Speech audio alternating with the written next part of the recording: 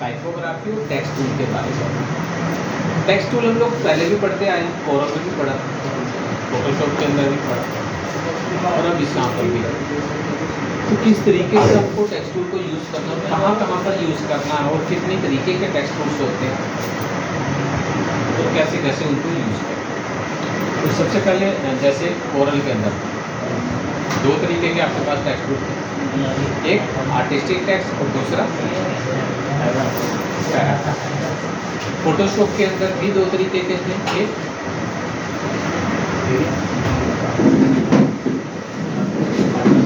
एक pointer text और दूसरा पैरा। यहाँ पर भी सेम उसी तरीके से आपके पास एक पॉइंटर दूसरा पैरा, लेकिन यहाँ पे नाम थोड़े से चेंज होगा। वहाँ पे पॉइंटर था, यहाँ पे पहला जो आपके पास आता है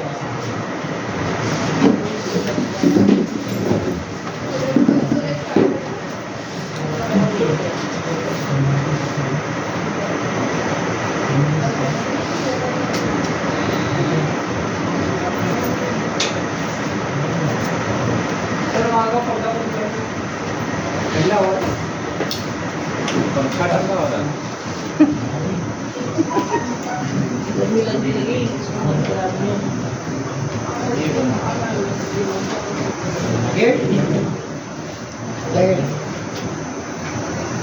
अभी कूलिंग का पता चलेगा 5 मिनट बाद।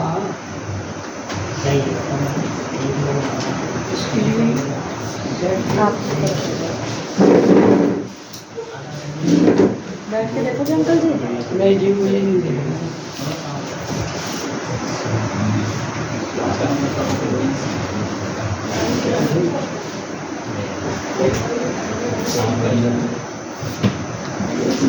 साफ हो, ध्यान रखियो, साफ लाइए नहीं।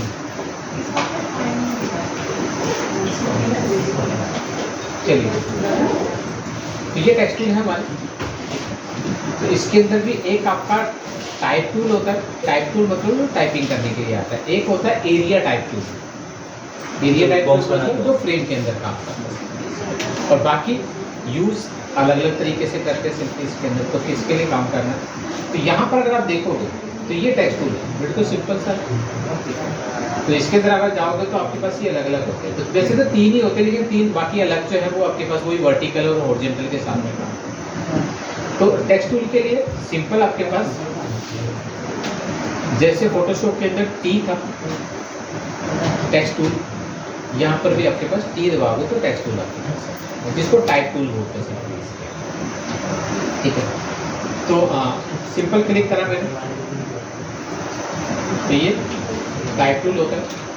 जो हमारा वो पॉइंटर था वहाँ पे आर्टिस्टिक टाइप, तो जो भी करोगे फॉन्ट का साइज वगैरह जो भी बड़ा करना डायरेक्टली बड़ा कर दीजिए, या फिर आपके पास प्रॉपर्टीज में जाओगे तो ये यहाँ पर आपके साइज वगैरह सब कुछ है, तो जैसे नॉर्मली साइज बड़ा छोटा कर दिया। अब दूसरा जो आपके पास आता है, इसी के अंदर देखिएगा आपके पास ये एरिया टाइप। इसके अंदर देखिएगा कि हर बार बार हम लोगों को क्या करना पड़ता है, क्लिक करना पड़ता है। तो क्लिक को होल्ड करके रखोगे तो उसके अंदर अलग जो टूल आती है तो आती है। सेकेंड हमारे पास आता है एरिया टाइप। उसके अंदर कोरल के अंदर एक ही टूल 2 काम करता था। फोटोशॉप के अंदर एक ही टूल जो है वो 2 काम करता था सिर्फ। इसके अंदर उसी में आर्टिस्टिक था, उसी में आपके पास पैराग्राफ, उसी में पॉइंटर, उसी में आपका पैराग्राफ। इसके अंदर आपके पास दोनों के लिए अलग अलग टूल दिए गए हैं। ये आर्टिस्टिक जिसको पॉइंटर बोलते हैं उसके लिए टाइप टूल है, लेकिन एरिया टाइप टूल है होता है पैराग्राफ के लिए। बट इसके अंदर एक टूल है कि ये खुद से पैराग्राफ नहीं बनाता, मतलब ये खुद से फ्रेम नहीं बना पाता। ये फ्रेम ऑलरेडी बना हुआ उस फ्रेम के अंदर टाइप करने के लिए। फॉर एग्जांपल मेरे पास कोई भी एक शेप है, ठीक है, इस शेप के अंदर लिखना है, जैसे कोरल के अंदर करता था, फोटोशॉप के अंदर करता था। तो इस शेप के अंदर करना है तो आपके पास इसी टूल के अंदर एक दूसरा टूल है एरिया टाइप। तो अब आपको जो लेना होगा एरिया टाइप टूल। अब उसके बाद यहाँ पर लाइन पे क्लिक कीजिएगा,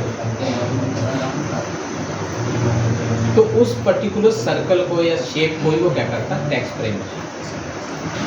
अब जो भी लिखोगे आप, ठीक है, कंटेंट जो भी लिखोगे वो पूरा का पूरा वो इसी के सैंपल टेक्स्ट अगर आपको चाहिए हो, ठीक है, तो सिंपल टाइप में जाना और इसके अंदर ये लिखा हुआ fill with placeholder text, जो कोरल में भी था और फोटोशॉप के अंदर। ये सैम्पल कंटेंट होता है जो पूरा फिल करता है।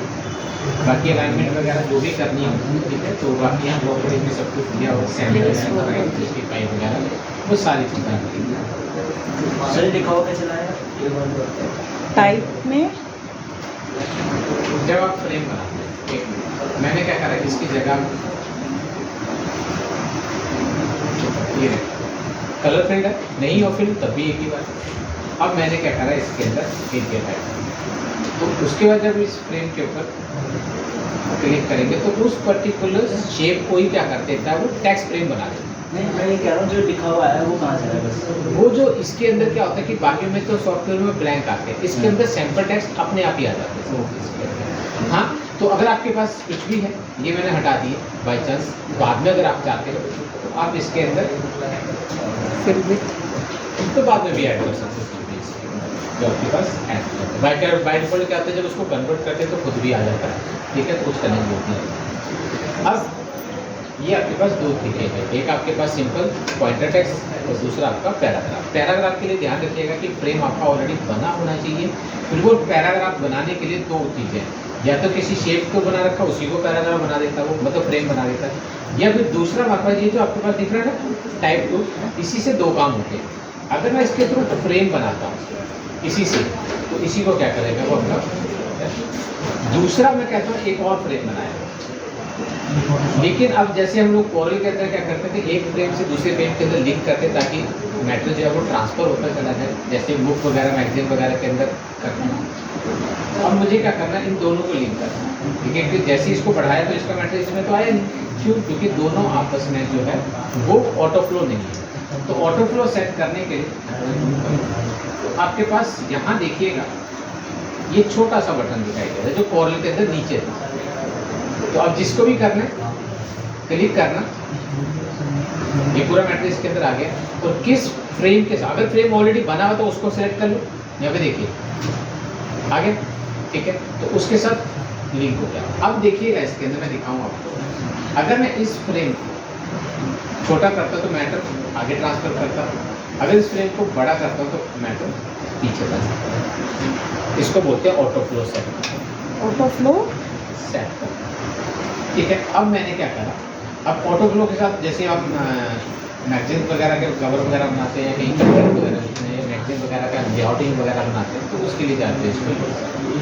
जब लेआउटिंग की बात आती है तो उसके अंदर इमेज वगैरह भी हम लोगों को लगानी पड़ती है। इमेज वगैरह जो भी लगाते हैं, ठीक है, तो उस इमेज को लोगों को रैप भी करते हैं। रैप करने के लिए जो भी इमेज है या बाहर से लेकर आते हैं, यहाँ पर कुछ भी बना रखते हैं, फॉर एग्जाम्पल मैं यहीं पे बना रहा हूँ, मैंने क्या करा, एक सर्कल बना, इसको मुझे रैप करना, कलर, अब ये इमेज, अब इस इमेज के नीचे देखो तो काफ़ी कंटेंट जो है वो हाइड हो गया। तो अब मुझे क्या करना है, इसको रैप करना, सिलेक्ट करना, ऑब्जेक्ट में जाना, टेक्स्ट रैप नेटिव, तो ऑटोमेटिकली रैप कर देता। नहीं चाहिए ऑब्जेक्ट वहीं पे रिलीज आता है, ठीक है। तो जैसे आप इसके अंदर करिएगा, ये कहता है ऑटोमेटिकली आपके पास ये। अब नेक्स्ट हमारे पास सबसे पहले हमारे पास आता है कि मुझे इसके अंदर एक चीज़ और ध्यान रखिएगा कि अगर आपने जो इमेज है, फॉर एग्जाम्पल मैंने बाहर से कोई इमेज ले ली, बाहर से इमेज लाने के लिए कंट्रोल शिफ्ट P, इसको प्लेस बोलते हैं। जैसे इंपोर्ट कराते हैं कोरल के अंदर, फोटोशॉप के अंदर डायरेक्ट ओपन कर लेते हैं, इसके अंदर इंपोर्ट करवानी पड़ती है, तो इंपोर्ट के लिए place control shift P, place.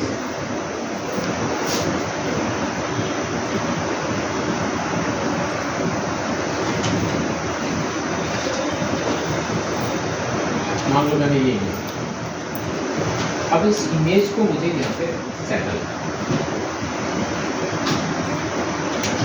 ठीक है। तो ये मेरे पास फोटो है, मैं चाह रहा हूँ कि मुझे इस फोटो को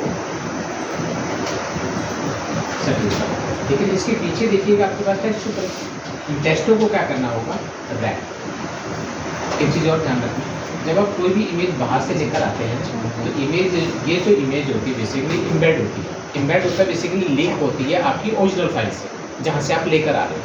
अगर वो फाइल वहाँ से डिलीट हो गई तो यहाँ से भी रफू चक्कर, दोनों के दोनों लिंक होते हैं। तो अब उससे बचने के लिए एक चीज़ है, या तो उस फाइल को हमेशा साथ ही रखो, डिलीट मत करना कभी भी, कोई चेंजिंग नहीं होनी चाहिए। या फिर दूसरा क्या होता है कि उन दोनों के लिंक ही ब्रेक कर देता हूँ ना, उन लिंकों को ब्रेक करने के लिए जहाँ पे ये इम्बेड लिखा हुआ है ना, इसको अनइम्बेड करते हैं। मतलब क्लिक करोगे तो अनइम्बेड हो जाएगा, मतलब इसका लिंक नहीं। ठीक है, दोबारा हाँ सर इसके अंदर कॉपी हो गई।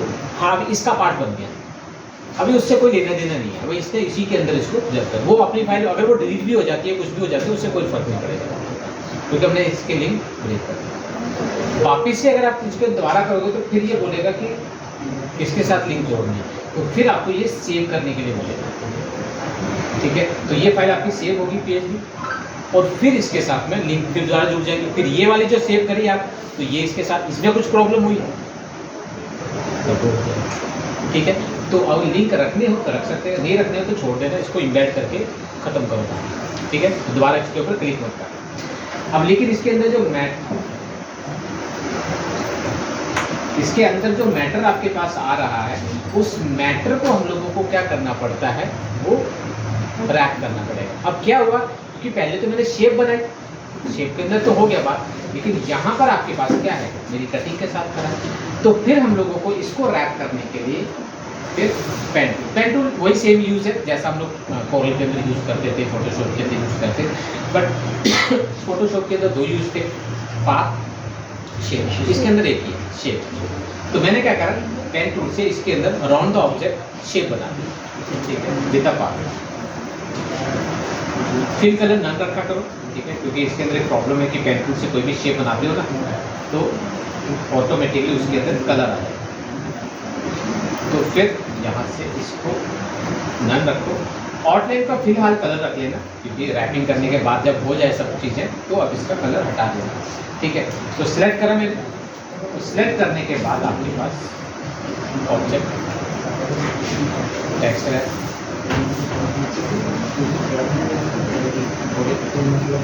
अब टेक्स्ट और पाथ, क्योंकि अब इमेज से कोई लेना देना, इमेज हटा भी दोगे कोई फर्क नहीं पड़ता, क्यों, रैप इमेज नहीं है, रैप आपका ये पाथ। ठीक है, जो लोगों ने अलग से बनाया। अब इस पाथ के साथ में कुछ भी करना है। ये अभी मैं कहता हूँ कि काफ़ी ज़्यादा गैप आ रहा है, मैं टेक्स्टों को पहले मैं जस्टिफाई कर दूँ। अब मैं कहता हूँ कि ये बहुत ज़्यादा गैप आ रहा है, ये गैप कम आ रहा है, बढ़ाना है, ये ज़्यादा है तो कम करना है, या तो शेप को कम कर लो। लेट हो गया ना, अच्छा मैंने कहा कि बाइंडिंग चला गया। ठीक है, तो अब मैंने क्या करा, इसको सिलेक्ट करा, वो सिलेक्ट करने के बाद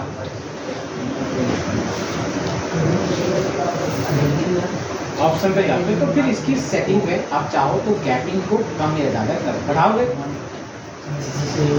ये सर ऑब्जेक्ट से आएगा, ऑब्जेक्ट में टेक्स्ट रैपिंग के अंदर रैप तो बढ़ाओगे तो गैप बढ़ता चला जाएगा, कम करोगे तो गैप।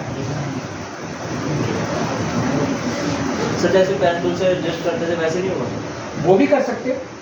ठीक है, लेकिन राउंड द ऑब्जेक्ट क्योंकि पेन टूल से एडजस्ट करते हैं तो एक नोड होता है। मैं कहता हूँ शेप तो मेरी परफेक्ट हो रखी है, गैप थोड़ा सा राउंड द ऑब्जेक्ट चारों तरफा। हाँ शेप, फिर उससे क्या होगा कि 1 बाय 1 एक एक करके नोड आपको एडजस्ट करनी पड़ेगी। तो ये आपके पास होता है कि मेरी नोड तो सब लोग ठीक है, बस गैप थोड़ा सा बढ़ाना है, तो एक्सपेंड करता है राउंड द ऑब्जेक्ट चारों तरफ आपके पास ऑटोमेटिक जो सारे नोडों को छेड़खानी करनी पड़ती है।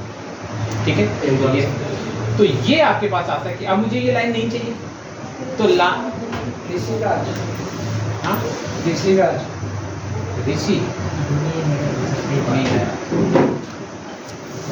ये दिख रहा है, तो आउटलाइन को मतलब स्ट्रोक को नन कर दो। अब अगर आप देखोगे, समझ गए, तो ये आपका पैराग्राफ के साथ काम करना है। तो ये अब आ जाइए, अब पैराग्राफ के साथ में एक तो होता है कि हम लोगों ने फ्रेम खुद ही बनाया, ध्यान रखना गलती से भी ये कभी भी फ्रेम बनाता नहीं, ये ऑलरेडी जो फ्रेम बना हुआ है इसके अंदर टाइप करने के लिए। ओके, ये फ्रेम भी बनाता है और आर्टिस्टिक, जैसे हम लोग पॉइंटर टेक्स्ट होते थे और पैराग्राफ होते हैं, दोनों काम करते हैं। बट कोई फ्री हैंड शेप चाहिए आपको जिसके अंदर आपको लिखना है, तो फिर आपके पास दो चीज़ है। फ्री शेप के अंदर लिखना है तो वो शेप बनानी पड़ेगी, ठीक है, या फिर क्लिक करोगे अंदर, ध्यान रखना लाइन के ऊपर जब एक छोटा सा सर्कल जैसा बनेगा, जैसी शेप होगी वैसा। तो अब मैंने क्योंकि क्या बनाया, शेप के अंदर जो मैटर लिखा है, अब ये इसके साथ में चाहिए, तो यहाँ पर आप देखिएगा दोबारा से मैं कहता हूँ दूसरा भी सर्कल ही बनना चाहिए। क्यों? क्योंकि अगर आप इसके ऊपर सिंपल क्लिक करते हो और यहाँ पर अगर ड्रॉ करते हो तो सर्कल टू रेक्टेंगल हो गया, लेकिन यहाँ पर आपके पास लेने के बाद या तो डबल क्लिक कर दिया या फिर ये ले लिया आपने, मैटर यहीं पर है, ड्रॉ मत करना, जहाँ पे भी चाहिए होगा वहाँ पे सिर्फ क्लिक करना। तो जैसी शेप होगी पिछली वही सेम साइज सेम शेप उसके अंदर आपके, तो सर्कल टू सर्कल जाएगा, ठीक है। अब देखिएगा मैं इसको कॉपी पेस्ट करूँ तो अगले के अंदर भी वो उसी का रैप वैसे ही करेगा, मतलब एडजस्ट उसको वैसे ही करेगा। जैसे इसको बड़ा करोगे तो मैटर ऑटोमेटिकली उसमें से इसमें आ जाएगा, छोटा करोगे तो इससे उसमें चला जाएगा। तो ये थोड़ा सा इसके अंदर ये जो डबल क्लिक करने का क्लिक के करेगा दबाने का जो है वो कॉरल और फोटोशॉप के अंदर नहीं है, ठीक है, इसके अंदर ही है। अब आ जाते हैं हम लोग, ये जो टाइप टूल है, एक तो सिंपल टाइटल वगैरह टाइप करने के लिए। अब इस टाइटल को यूज़ करने के लिए अब एक चीज़ और थी, इन लोगों ने कोरल में भी पढ़ा था, टाइपोग्राफी ड्राफ्ट एनवेलप जिसको फोटोशॉप के अंदर भी था, वैसे ही सेम आपके पास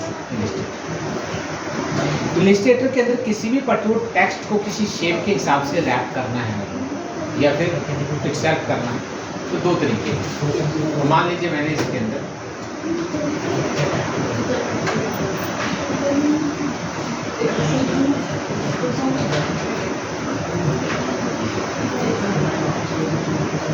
ये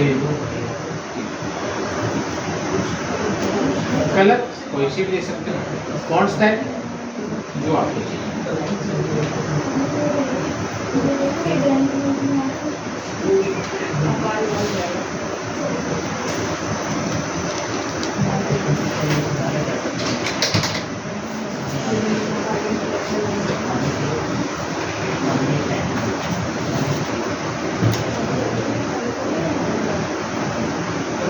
दीपक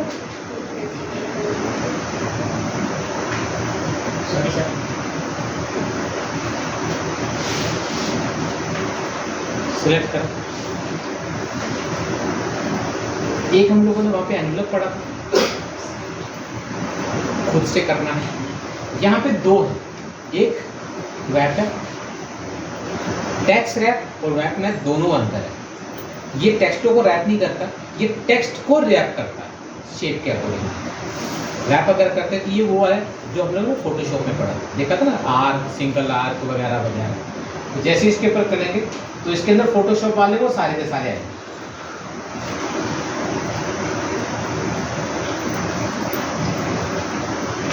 ठीक है, यार जो टेक्स्ट के साथ में आते थे ये ऑलरेडी इसके अंदर। एक आपके पास आता है जो हम लोगों ने कोरल के अंदर मैश पढ़ा, तो इसके अंदर फोटोशॉप के अंदर रैप पढ़ा था, फिर उसका नाम जो है मेक विद द मैश।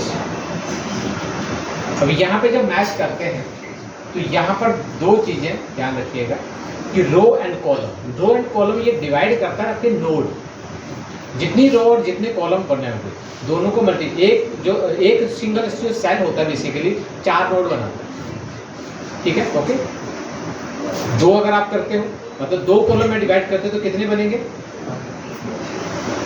6। 8 नहीं बनेंगे, ये मत सोचना। क्यों? क्योंकि 1 2 3 4 5 6, ठीक है। तो 2-2 बढ़ते जाते हैं आगे चल के, 4 नहीं बढ़ेंगे कभी। हाँ, 2 रो और 2 कॉलम अगर आपके बनते हैं तो फिर आपके पास 2 नीचे भी आपके पास बढ़ते चले जाते हैं। CPU co-set. Student, don't miss out on the chance ठीक, to apply okay. to shortlisted college students. अब इसके अंदर ध्यान रखना, बहुत ज़्यादा नंबर ऑफ रो और बहुत ज़्यादा नंबर ऑफ कॉलम मत लेना, क्योंकि बहुत ज़्यादा नोड लग जाते हैं। अगर स्मूथली अगर आपको काम करना है तो मैक्सिमम से मैक्सिमम 2 रो और 2 कॉलम होनी चाहिए, इनफ आ जाएगा। अब काम जो करना है वो आपको डायरेक्ट सिलेक्शन, नोड इसी से मूव होते हैं। ये लीजिए,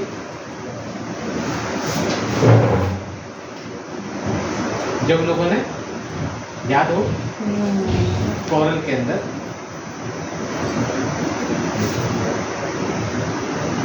डेटॉल याद आया? सर ये शेप हम पेन टूल से भी बना सकते हैं फिल करने के लिए? पेन टूल से थोड़ा बनानी है, इसके लिए आपको ओरिजिनल शेप लेनी पड़ेगी। जैसे फेस वाला था, फेस वाला जो था वो ये है। हाँ जी, तो उसमें पेन टूल से नहीं शेप बनेगी उस फेस की? पेन टूल से शेप अगर आप खुद बनाते हो तो शेपों को डिवाइड करना हमारे लिए मुश्किल हो जाएगा, क्योंकि ईच एंड एवरी पार्ट हम लोगों को डिफरेंट आपको डिवाइड करना पड़ेगा। वो नहीं आ रहा, ठीक है। दूसरा हमारे पास क्या आता है कि सबसे पहले इसके थ्रू काम करना है हम लोगों को, तो हमें क्या चाहिए, एक प्रॉपर शेप जिसके अंदर आप मैच करवाना चाहते हैं। टेक्सचर कोई भी शेप हो सकती है। फॉर एग्जाम्पल हम लोगों ने फेस के ऊपर अगर हम बात करते हैं तो फेस हो सकता है, इमेज जो भी आपको, जो जिसके ऊपर आप काम, फेसबुक हो गया टाइप। ठीक। अब जब हम फेस के ऊपर काम करते हैं, इसके अंदर तो टेक्सचर मैं डाउनलोड नहीं कर रहा, कॉपी कर लीजिए, यहाँ पे पेस्ट करो। अब इसके अंदर डिवीजन करना बड़ा मुश्किल है हमारे, कहाँ पर लगाएं क्या, क्योंकि पूरा बहुत ज़्यादा वो है। नॉर्मल शेप होती थी तो मिल जाते थे, क्योंकि एक आउटफिट है। एक टेबल बोतल जो थी वो क्या थी, पूरा का पूरा बाहर से ढांचे से मतलब, अंदर तो कोई डेप्थ या वो चीज़ें नहीं थी। इसके अंदर कहीं डेप्थ है, कहीं कुछ है, कहीं कुछ है। 3D के अंदर तो यही बवाल होता है। तो अब इन चीज़ों को कैसे मैनेज करें? या तो आप कट खुद से बना डिवाइड कर लीजिए, खुद से डिवाइड करोगे तो पेन टूल, फिल कलर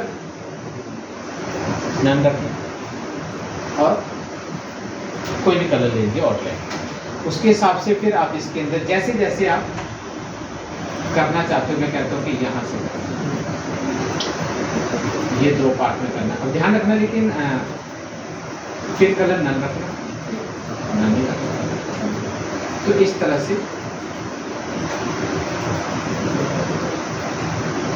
कुछ शेपें यहाँ पर, कुछ इस तरह, तो पूरी आपको डिवाइड करना पड़ेगा सर को।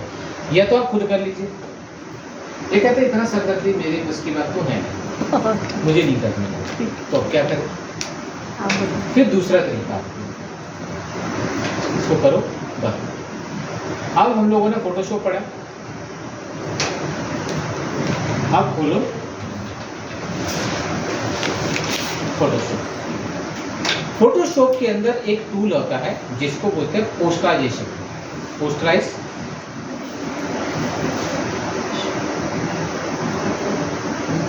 एडजस्टमेंट लेयर पड़ा, ठीक है।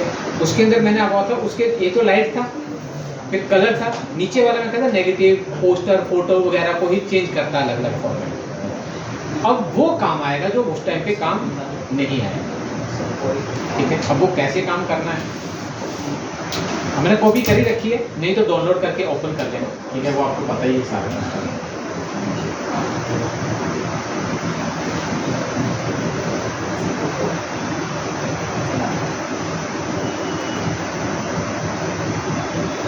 मैंने न्यू डॉक्यूमेंट दिया और इस पर पेस्ट कर, समझ गए।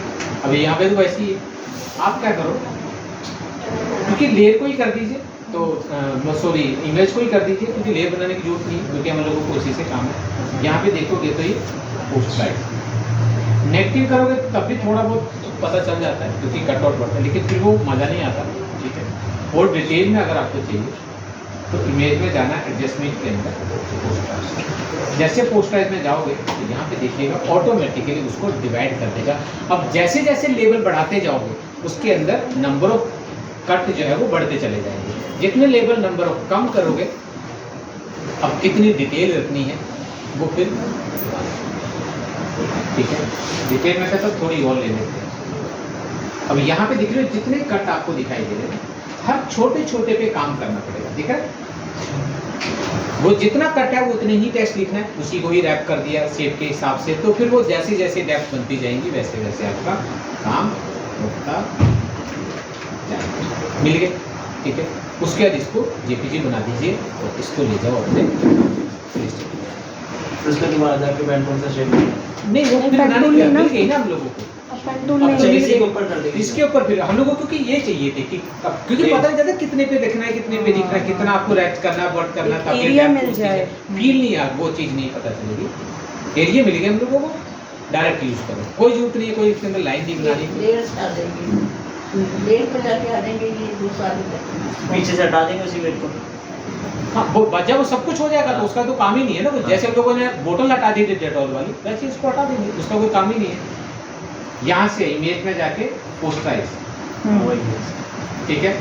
मैक्सिमम कितना रखना चाहिए सर अच्छी फाइन देखिए ये कितनी पेशेंस हमारे अंदर है ये उसके ऊपर डिपेंड करता है। Okay. जितनी बारीकी से करोगे आपको पता डिटेल उतनी अच्छी आएगी। जितने बड़े बड़े टेक्स्ट लिख दोगे, जितनी बारीकी से करोगे उतने नंबर ऑफ कैरेक्टर तो उतने देने होंगे ना, नंबर ऑफ वर्ड तो उतने देने होंगे आपके पास, छोटे छोटे के साथ काम करना।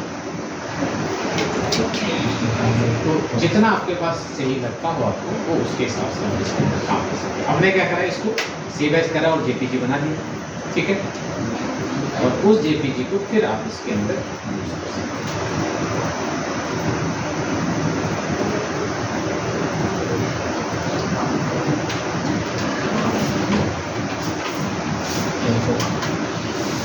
बहुत इम्पोर्टेंट है।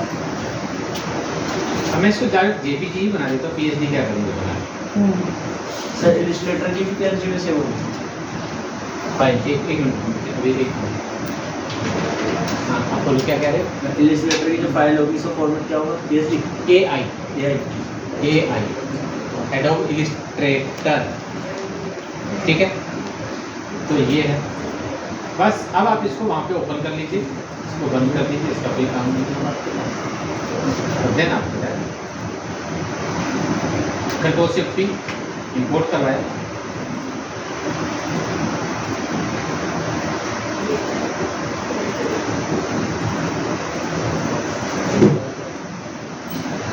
ठीक है। अब आगे हमारे पास बाकी इधर उधर से आएगा, ठीक है, तो उनसे कोई लेना देना नहीं है। सबसे पहले वो ये हिलनी नहीं चाहिए। लॉक लगाने के लिए Ctrl+2 2 न्यूमेरिकल वाले भी यूज कर सकते हैं। नंबर है 2 की हो नहीं नंबर वाला भी यूज कर सकते हैं इसमें। Okay okay okay. Ctrl+2 करा, क्योंकि ये वाला जो था नम लॉक और ऑफ के ऊपर काम करता है, तो इसलिए ये न्यूमेरिकल। ठीक है जी। अब कहीं नहीं हिलने वाला, काम कर लीजिए, ठीक है। हाँ अब थोड़ा सा मैं एक दो बता देता हूँ बेसिकली, ताकि तुम लोगों को कुछ समझ में आए। मैंने बिल्कुल सॉरी टेक्स्ट और आर्टिस्टिक टेक्स्ट देखना, टेक्स्ट में कुछ भी दिख रहा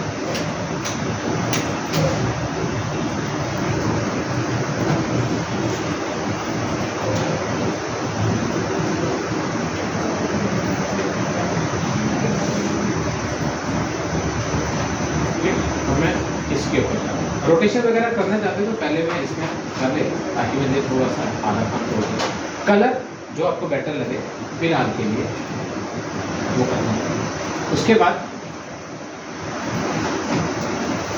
हैंडलर मैच, रैप मत करना, रैप के अंदर प्री डिपेंडेंट है, ठीक है। इसमें ये आपके पास है। जैसे मैच में जाओगे, number of row, number of column बहुत ज़्यादा नहीं देनी है। जितने ज़्यादा लोगे हर नोड को छेड़खानी करनी पड़ेगी आपको। ये ले लिया, देन आपको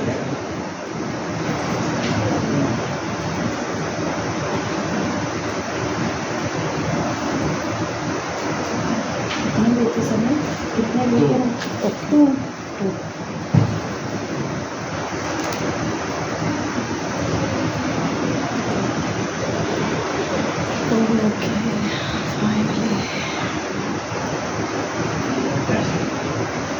आ जाइए आगे।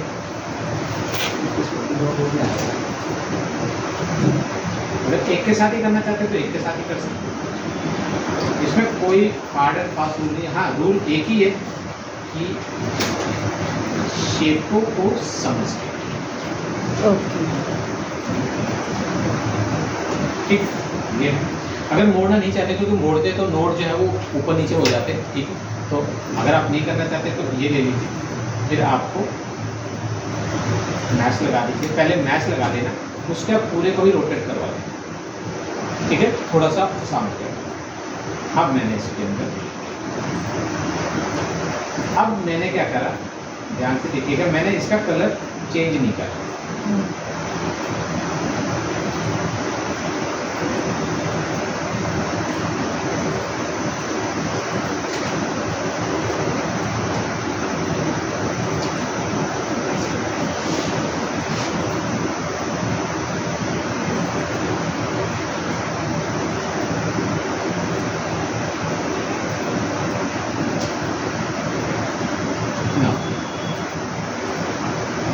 अब मैं कहता था मुझे कलर चेंज, कोरल के अंदर क्या होता था, मैपिंग कर देते थे, ड्रॉपिंग कर देते थे, बाद में जाते थे कोई भी कलर ला लो, हो जाता था।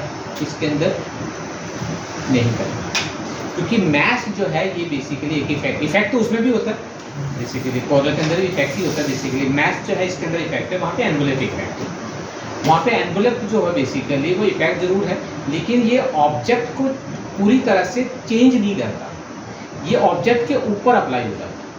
ऑब्जेक्ट के ऊपर जब कोई भी इफेक्ट अप्लाई हो जाता है, ठीक है, तो उसमें एक प्रॉब्लम आती है कि कुछ दूसरे इफेक्टों को जो जनरल जो बेसिक जो कॉन्सेप्ट होते हैं उनको करने नहीं देते, ठीक है। तो इसलिए अब मैं इसके नोडों को छेड़ने के अंदर उनको, तो नोड को छेड़ने नहीं देगा, क्यों? क्योंकि मैंने इसके ऊपर मैच चढ़ा दिया, तो नोड नहीं करने देगा। अब नोड जो है वो मैच के हिसाब से चल रहे हैं, लेकिन मैं कहता हूँ कि इसका टी का एक कोना जो एल का जो ये कोना है, मुझे इसको पकड़ना है, नहीं पकड़ने देगा, ठीक है, क्योंकि वो बेसिक कमांड के अंदर वापस ही नहीं जाएगा तब तक जब तक इसके इफेक्ट को मैं अप्लाई नहीं कर देता हूँ। किसी भी इफेक्ट को अप्लाई करने के लिए आपके पास, जैसे उसके अंदर ब्रेक अपार्ट करते थे, यहाँ पर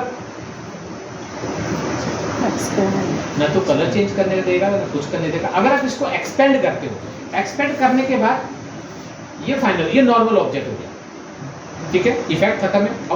अब जो भी चेंज करोगे, दोबारा कुछ करना होगा, फिर दोबारा मैच लगाना पड़ेगा या फिर अब इसके थ्रू जब काम करोगे देखिएगा नोड को चेंज करेगा, फिर वो मैच जो था की तरह, हाँ, जैसे नॉर्मल शेप टूल के थ्रू करता नोड को चेंज करता है वैसे।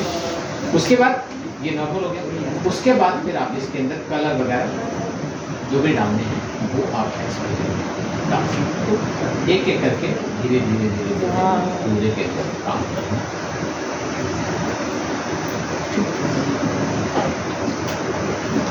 अब आ जाइए तीसरे के, ये तो 2 टूल थे, ठीक है। इसका बैकग्राउंड यही रहेगा सर, ये चेंज? अच्छा, ये जब पूरा हो जाएगा, हाँ, कंट्रोल ऑल्ट कंट्रोल ऑल्ट होता अनब्लॉक करने के लिए, कंट्रोल ऑल्ट 2 करोगे अनलॉक हो जाएगा। उसके बाद इसकी कहानी करना खत्म, इसका कोई लेना देना नहीं, ठीक है। तो ये खत्म हो जाएगा। जैसे उसके अंदर हम लोगों ने बोतल हटा दी थी, ऐसे। अब आ जाइए सेकंड।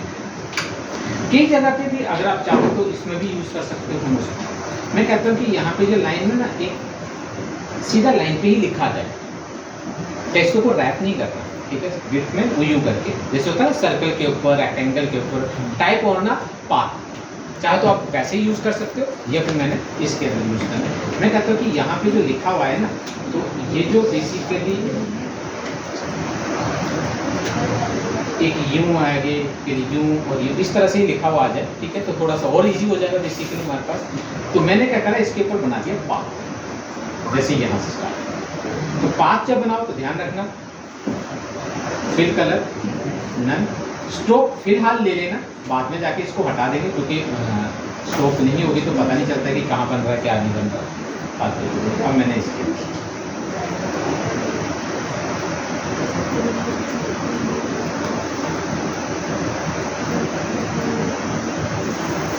मैं इसमें, ठीक है।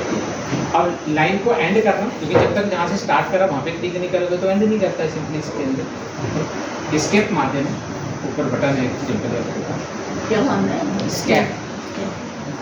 सर अगर वो बटन ना हो, टूट जाए हमारे कीबोर्ड तो में? हाँ, तो अगर नहीं हो तो मान लो ये एंड नहीं करने दे रहा आपको टूल, ठीक है, आप टूल बदल दिया, ठीक है, तो टूल जैसे आप बदलोगे तो ऑटोमेटिकली वो चेंज हो जाए। हाँ जी,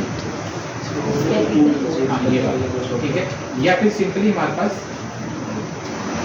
मान लो ये चल रहा है आपके पास, यहाँ पे डबल क्लिक के बाद करते हैं तो तब भी आपके पास खत्म हो जाता है। ऑल्ट को होल्ड करके डबल क्लिक करना, ठीक है, उसी पॉइंट करके जहाँ पर एंड है तो खत्म हो जाता है। अगर नहीं हो रहा, ठीक है, और आपने फिर कंट्रोल को छोड़ना, ऑल्ट को छोड़ना, बस टूल चेंज कर देना, खत्म कर देना, ठीक है ना। अब ये मैंने ले लिया, एक नीचे वाला लॉक कर, पार्ट को सिलेक्ट करना, इसी के अंदर सेकंड आपको, सॉरी थर्ड आपके पास आता है टाइप होने पाथ। वहाँ पे क्या था, एक ही टूल था, तो अब लाइन के ऊपर क्लिक करते तो लाइन के ऊपर आ जाता था। वहाँ पर यहाँ पे क्या था, टाइप होने पाथ अलग से दिया गया है आपको, तो पाथ के ऊपर है जहाँ से स्टार्ट करना है।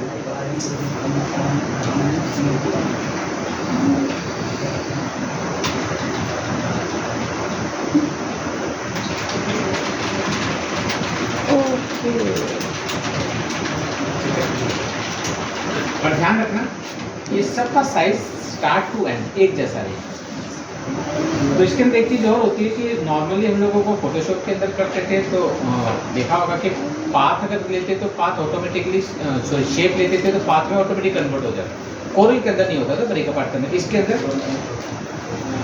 ऑटोमेटिकली होता है, ठीक है। इसी तरह से दूसरा पाथ, फिर तीसरा, ये पाथ से अलग है, नहीं पाथ इसी में ही है, पाथ है, ठीक है, लेकिन पाथ आपका जो पहले स्ट्रोक था उसी को पाथ बना दिया।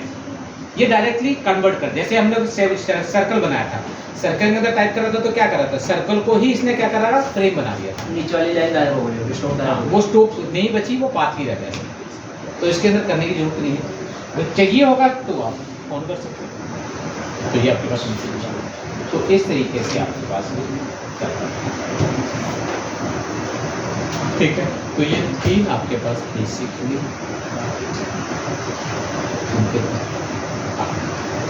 इसको बोलते हैं हम लोग टेम्पो। अब नीचे वही है, लेकिन वो वर्टिकली है, ऊपर नीचे वगैरह तो वो सारा हो जाएगा। अब सबसे पहले करना क्या है, पहले वो समझना।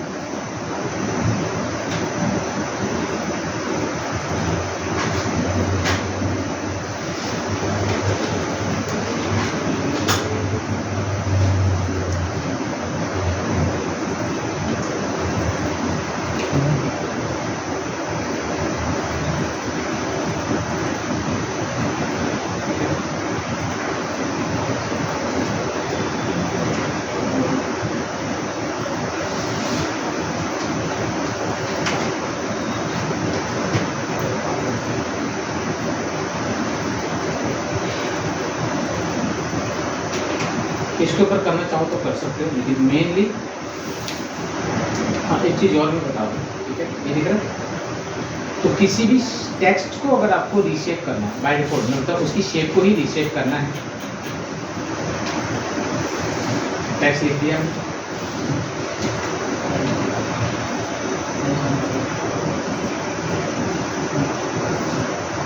तो नोड के थ्रू इसकी शेप को रीशेप करना, ठीक है।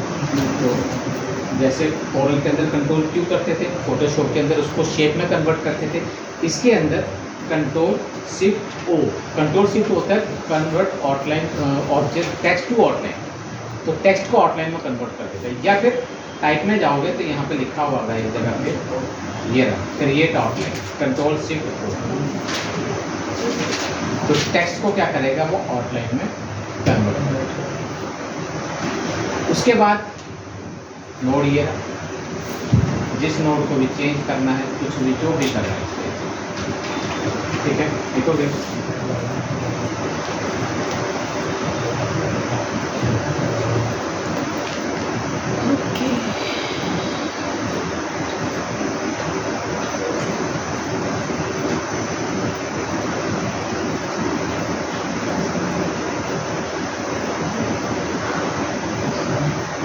वाह